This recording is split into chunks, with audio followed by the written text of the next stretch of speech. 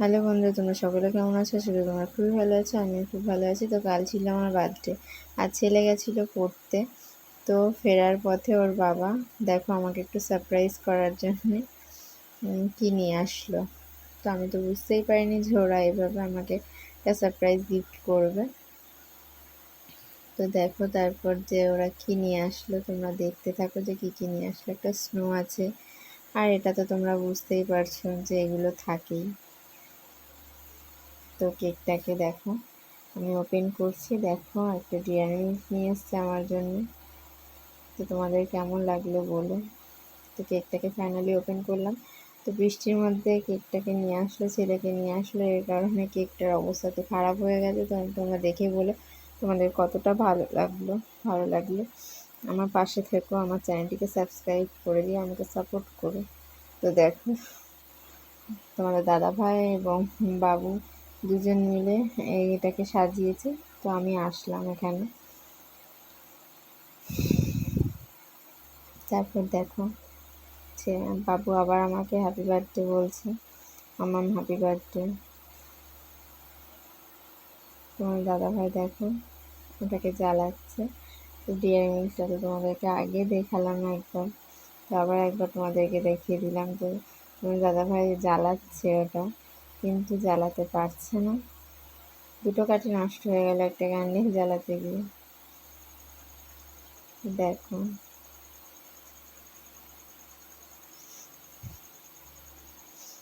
দুটো কাঠি নষ্ট হয়ে যাওয়ার পরেও দেখো পারলো না জ্বালাতে। তো তারপর আমি আবার ট্রাই করছি। তো তোমার দাদাভাই ভাবছে এটা কি উল্টো লাগানো আছে নাকি, তাই ও আবার খুলে দেখছে। তো ঠিক করে দিল আবার। তো আমি জ্বালালাম আবার। দেখো এখানে আমি একটু ভয়ই পেয়ে গেছিলাম যে এই বারুদগুলো গায়ের মধ্যে আসে কি, তার জন্য। তো কেকটা ফাইনালি আমি কাটলাম। তো বাবু এবং তোমাদের দাদাভাই দুজন মিলে আমাকে বার্থডে উইশ করছে আবার।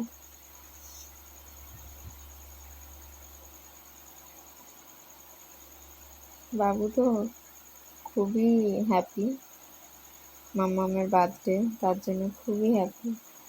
তো বাবুকে আমি প্রথমেই খাইয়ে দিলাম, তারপর তোমার দাদাভাইকে দিলাম। তো বাবু বলছে আমাকে একটু দাও মাম্মাম, আমিও তোমাকে খাওয়াবো।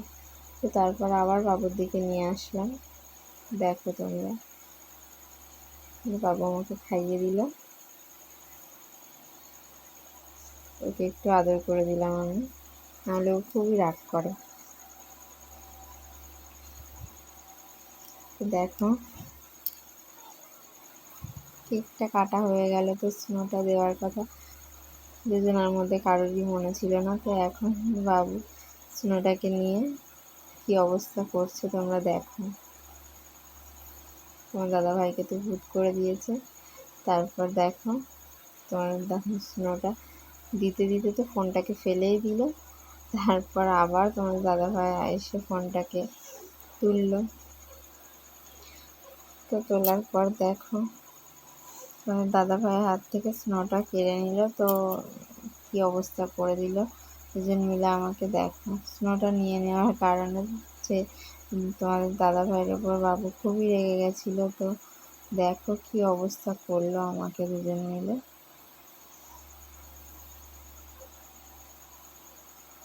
কেকটা কাটার সময় মনে ছিল না, তো পরে কি অবস্থাটা করলো দেখে বলো যে তোমাদের কেমন লাগলো।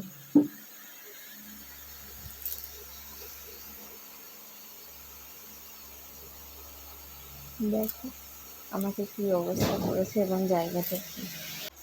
তো এই ছোট্টখাটো সারপ্রাইজ গিফট এবং ছোট্টখাটো একটা সেলিব্রেশন হলো। তো তোমাদের যদি এটা ভালো লেগে থাকে, তোমাদের সঙ্গে আমি শেয়ার করলাম।